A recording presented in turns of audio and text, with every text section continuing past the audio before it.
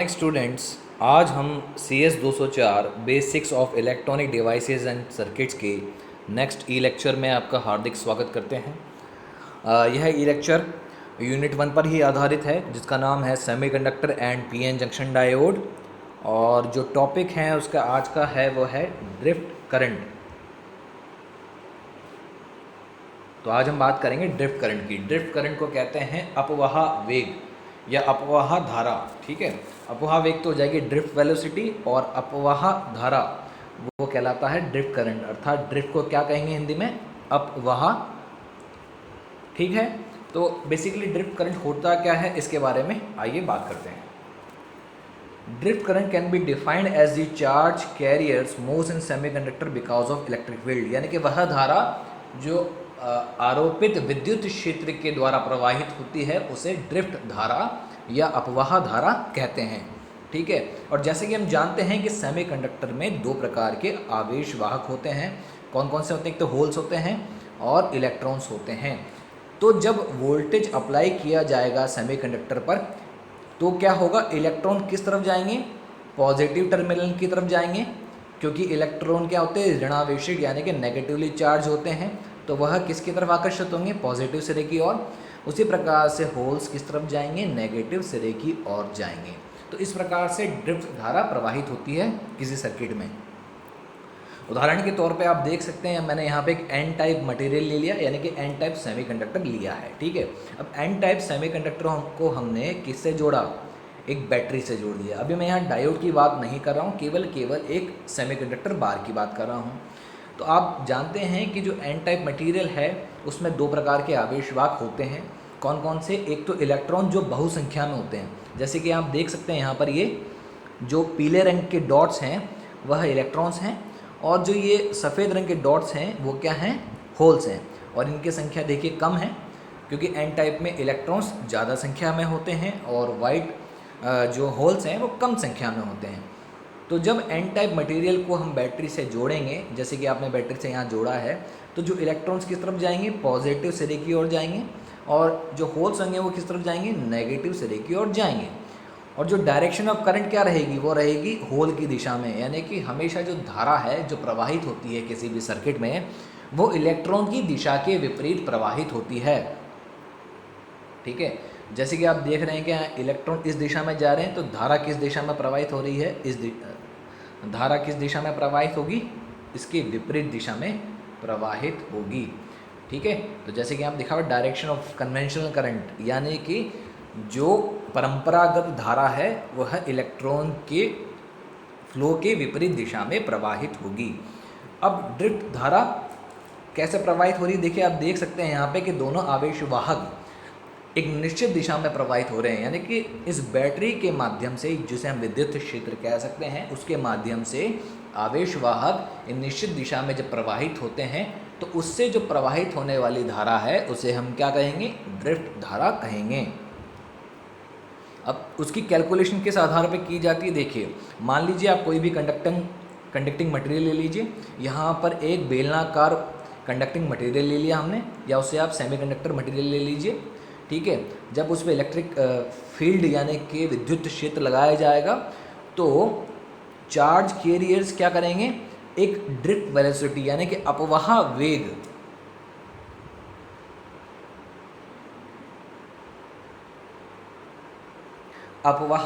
वेग के द्वारा एक दिशा में प्रवाहित होना चालू करेंगे, जिससे धारा प्रवाहित होगी।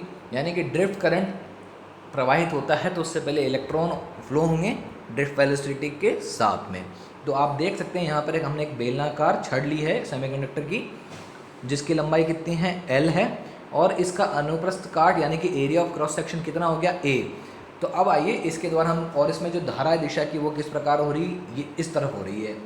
अभी क्यों हो रही है? क्योंकि हमने जो इलेक्ट्रिक फील्ड लगाया है वो इस प्रकार से लगाया है, देखिए। ठीक है, यानी कि पॉजिटिव सिरे की ऑफ इलेक्ट्रॉन खिंचते आ रहे हैं और उनके विपरीत दिशा में धारा प्रवाहित हो रही है। तो इसके माध्यम से हम ड्रिफ्ट धारा का मान ज्ञात करेंगे। ठीक है, तो जो इलेक्ट्रॉन ड्रिफ्ट वेलोसिटी होगी उसका मान क्या होता है? Vn बराबर μn इंटू ई, या सरल शब्दों में कहें कि ड्रिफ्ट वेलोसिटी का मान होता है म्यू इंटू ई। यहाँ पर v क्या है? आपकी ड्रिफ्ट वेलोसिटी है, ठीक है। और ये जो म्यू है वो कहलाती है मोबिलिटी। मोबिलिटी का अर्थ होता है गतिशीलता, यानी कि कितनी गति के साथ आपके आवेशवाहक गतिशील हैं, तो इसे क्या कहलाते हैं, गतिशीलता। और ई कहलाता है आपका विद्युत क्षेत्र। अब देखिए ये जो म्यू है यानी कि मोबिलिटी, वो होल्स और इलेक्ट्रॉन्स की दोनों की अलग अलग होती है। तो यहाँ पे हम बात करेंगे, ये तो हो जाएगी ड्रिफ्ट वेलोसिटी किसकी, इलेक्ट्रॉन की, और ये हो जाएगी आपकी होल्स की। तो इसमें म्यू एन क्या है, म्यू एन और म्यू पी क्या है, इलेक्ट्रॉन एवं होल की गतिशीलता। म्यू एन का अर्थ तो है इलेक्ट्रॉन के लिए और पी मतलब होल्स के लिए, ठीक है। और ई क्या है, अप्लाइड इलेक्ट्रिक फील्ड है।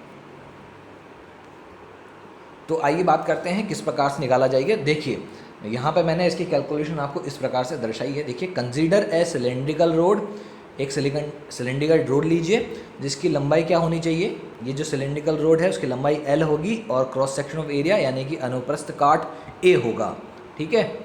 तो ये हो गया अनुप्रस्थ काट उसका A, और उसमें n संख्या में जो प्रति एकांक यानी प्रति एकांक यूनिट वॉल्यूम में n number of charge carriers यानी कि इलेक्ट्रॉन्स मौजूद हैं, ठीक है।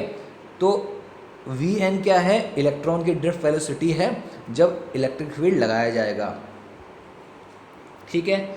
तो अब देखिए मान लीजिए जो सिलेंड्रिकल रोड है उसकी लंबाई L है, तो जो इलेक्ट्रॉन्स हैं उन्हें लंबाई L को ट्रैवल करने में यानी L लंबाई को पार करने में कितना समय लगेगा, यह समय लगेगा T बराबर L/Vn। जैसे कि हम जानते हैं कि समय का जो सूत्र होता है वो क्या होता है, डिस्टेंस बटे स्पीड या डिस्टेंस बटे वेलोसिटी, ठीक है। डिस्प्लेसमेंट बटे वेलोसिटी अगर हम बात कर रहे हैं एक निश्चित दिशा में तो हम बात करेंगे वहाँ पे डिस्प्लेसमेंट की तथा वेलोसिटी की। तो समय क्या हुआ T और दूरी L है और जो वेग है Vn यानी कि इलेक्ट्रॉन का ड्रिफ्ट वेग, अपवाह वेग, ठीक है। अब देखिए मैंने कहा था कि n नंबर ऑफ इलेक्ट्रॉन्स प्रति एकांक यूनिट वॉल्यूम में है यानी कि प्रति एकांक आयतन में है। तो अगर मान लीजिए मुझे पूरे सिलेंड्रिकल ढांचे में इलेक्ट्रॉन की संख्या ज्ञात करनी है तो क्या होगा, मुझे पूरे सिलेंडर का क्या करना पड़ेगा, वॉल्यूम ज्ञात करना पड़ेगा। तो उसका वॉल्यूम कितना होगा, A गुणा L यानी कि एरिया गुणा उसकी लंबाई, और प्रति एकांक में कितने इलेक्ट्रॉन्स है n, तो टोटल इलेक्ट्रॉन्स कितने होंगे n गुणा A गुणा L हो गए, ठीक है। अब इलेक्ट्रॉन पर चार्ज कितना होता है, Q होता है, ठीक है। इलेक्ट्रॉन पर चार्ज कितना होता है, Q होता है। तो इन टोटल इलेक्ट्रॉन्स का चार्ज कितना होगा, वो होगा n into AL into Q, और Q जैसा कि आप जानते हैं Q बराबर 1 गुणा 6 इंटू 10⁻⁻19 कॉलम, ये होता है Q का मान। तो टोटल चार्ज कितना हो जाएगा, n into A into L into Q, यह टोटल नंबर ऑफ इलेक्ट्रॉन्स हो गए या ले तो पूरे सिलेंडर में, और उनका चार्ज हो गया n गुणा AL इंटू Q। अब इसके द्वारा हम क्या करंट निकाल सकते हैं, करंट का सूत्र क्या होता है, करंट का सूत्र होता है टोटल चार्ज बटा टाइम। अब टोटल चार्ज बटा टाइम है तो चार्ज हमने अभी निकाला है n गुणा AL इंटू Q, और समय हमने निकाला था थोड़ी देर पहले, उसका मान था क्या था, समय आप जानते हैं यहाँ पे हमने समय निकाला था T बराबर L/Vn। तो इसको अभी हम यहाँ नहीं रखेंगे, केवल सरल शब्दों में अब हमने रखा बटे में T, ठीक है।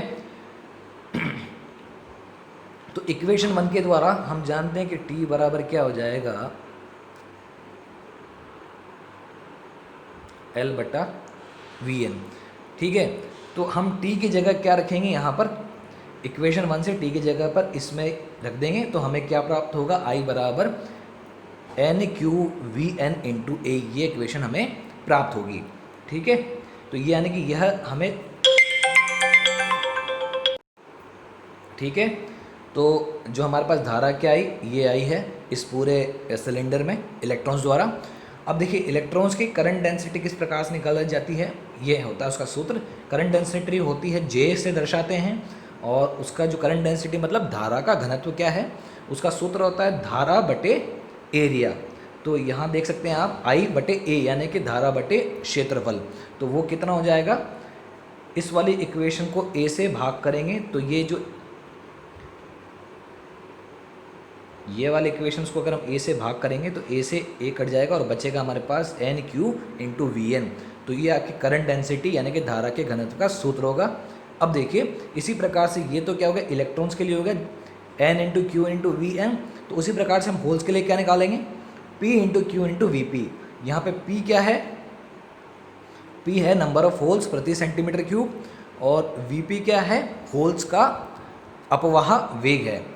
ठीक है, तो ये हमारे पास इलेक्ट्रॉन होल किया गया। अब मुझे देखिए एक सिलेंड्रिकल रोड में इलेक्ट्रॉन एवं होल दोनों मौजूद हैं, अगर दोनों का अगर योग करें तो टोटल हमें क्या मिल जाएगी, करंट डेंसिटी मिल जाएगी।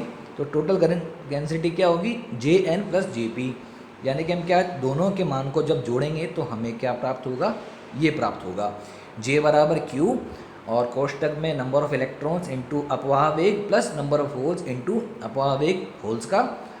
अब देखिए यहाँ पर वी एन को हम भी रिप्लेस कर सकते हैं, जैसे कि हमें पता है कि वी एन जो है हमने बात करी थी पहले वी एन के बारे में, जो ये वी एन और ये वी पी है हम उसे कैसे रिप्लेस कर सकते हैं। देखिए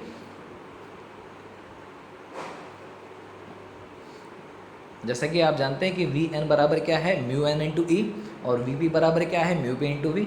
तो हम क्या कर सकते हैं, यहाँ पर इसको इससे रिप्लेस कर सकते हैं। वी एन की जगह हम रख देंगे यहाँ पे वी एन की जगह हम यहाँ पर रख देंगे म्यू एन इंटू ई, और वी पी की जगह हम रख देंगे यहाँ पे म्यू पी इंटू ई। तो जो इक्वेशन हमारे पास वो बनेगी वो आएगी ये। तो ये है आपकी ड्रिफ्ट करंट डेंसिटी हो जाएगी किसी पर्टिकुलर सेमीकंडक्टर बार में। तो ये था आज का हमारा लेक्चर, और इसी पर कई बार परीक्षा में सवाल पूछ लिए जाते हैं इन सूत्रों पर, तो आपको ये सूत्र याद होने चाहिए। साथ के साथ एक और बार कई बार ये पूछा जाता है ऑब्जेक्टिव प्रश्न में कि जो मोबिलिटी है उसकी यूनिट क्या होती है, तो आपको ध्यान होनी चाहिए। मोबिलिटी की यूनिट देखिए मीटर स्क्वायर प्रति वोल्ट सेकंड, या फिर कहा जाए सेंटीमीटर स्क्वायर वोल्ट पर सेकंड। ठीक है, इन दोनों में से एक ऑप्शन आ सकता है, तो आपको ध्यान देनी चाहिए। इसकी ऐसा यूनिट तो हो जाएगी मीटर स्क्वायर प्रति वोल्ट सेकंड। ठीक है, और अपवाह वेग की बात करेंगे तो क्या है, मीटर पर सेकंड, और अगर मैं इलेक्ट्रिक फील्ड की बात करूँगा तो क्या होगा, वोल्ट प्रति मीटर। ठीक है, तो ये आपको यूनिट्स इनकी याद होनी चाहिए। तो ये था हमारा आज का ई लेक्चर, और इसके बारे में अगर आप इसको डिस्कस करेंगे बहुत, इसके बारे में एक दो चीज़ें मैं और कहना चाहूँगा जाते जाते, कि जो गतिशीलता है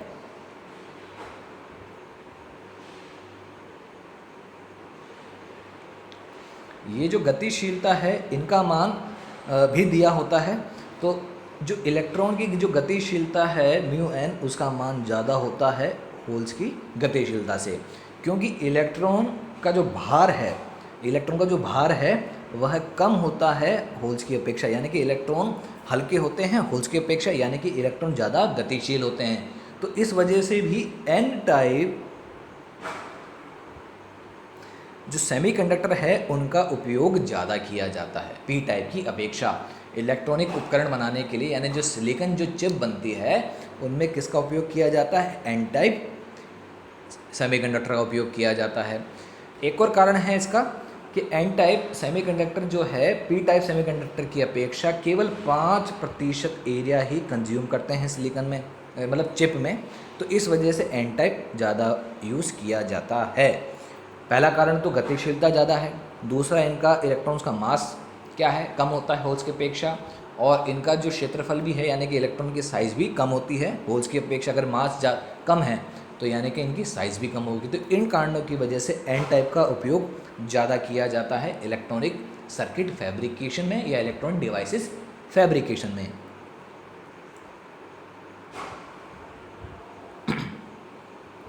तो ये था आज का हमारा ई लेक्चर। धन्यवाद।